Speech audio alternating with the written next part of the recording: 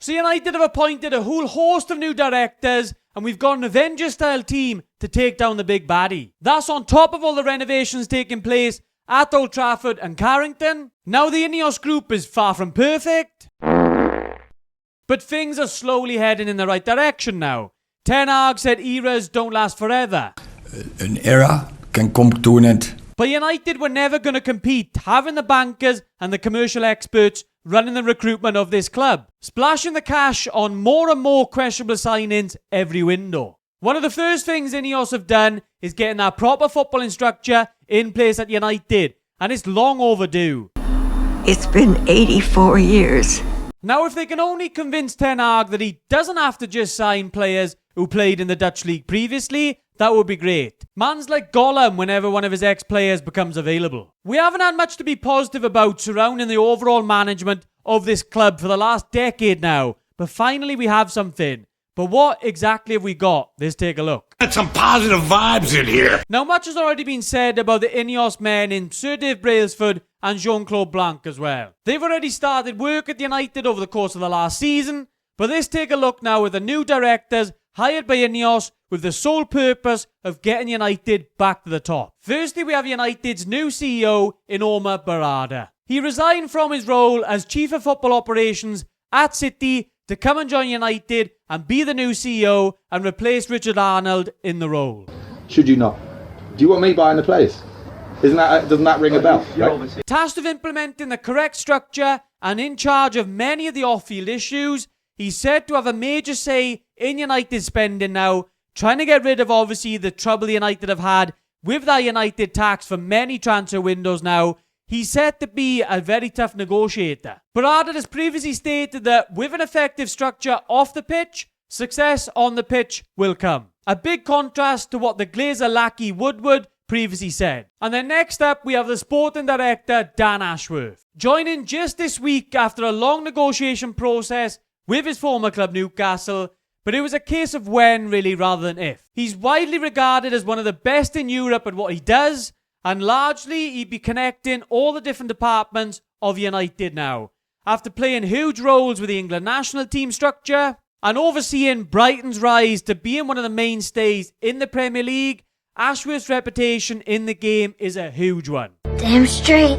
He started work at Old Trafford immediately, trying to get things in place now for the summer transfer window and trying to get United immediately moving in the right direction. And then now we move on to Jason Wilcox as United's new technical director. Largely acting as a backup to Ashworth, but playing a big role in the academy, the recruitment, and the overall identity of United going forward. Reports of his involvement, obviously before the cup final, might have been over-exaggerated. But this type of thing, Wilcox will be overseeing.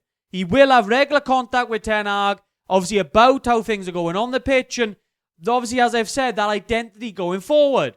Having previously worked his way up at City as a coach, and then to becoming the academy director. At Southampton, he had overall control of the first team, the women's team, the academy, the recruitment, in his role as director of football there. And we can expect him to play a huge part in integrating the academy players at United into the first team, keeping that long tradition at United going. And last but not least, we have the latest one, our new director of recruitment, Christopher Weivel. Said to be working with Ten Hag and the rest of the directors during the next two transfer windows to deliver the best possible targets for United. This will possibly turn into a longer deal. We're going to have to just wait and see, but this guy will lend his expertise around that talent ID and the global player recruitment. It's long been said the United are trying to expand that search for players across the globe.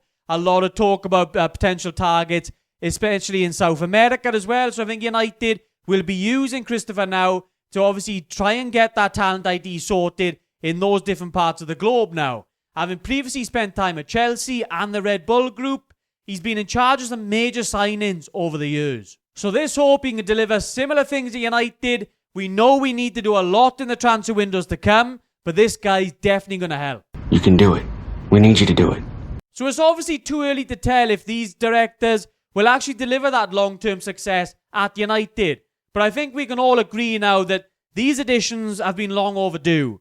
Like the roles the United have created now, and they should have been in place for years. Previously, obviously, United have been run by bankers and commercial people, and that's happened for far too long now. It's a no-brainer for Sir Jim and INEOS to come in and get footballing people in football positions. Like, it's not rocket science, yet the Glazers have acted that way for years now.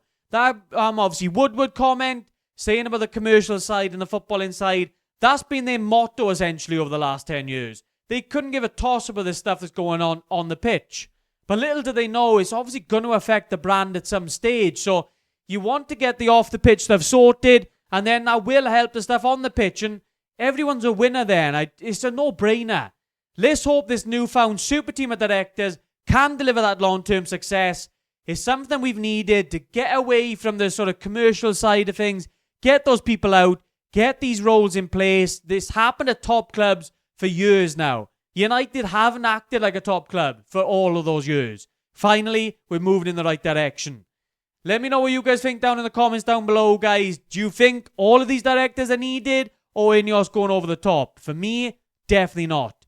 But as always, guys, stay tuned to Welsh Red TV. Make sure you subscribe for everything United. I'll catch you in the next one.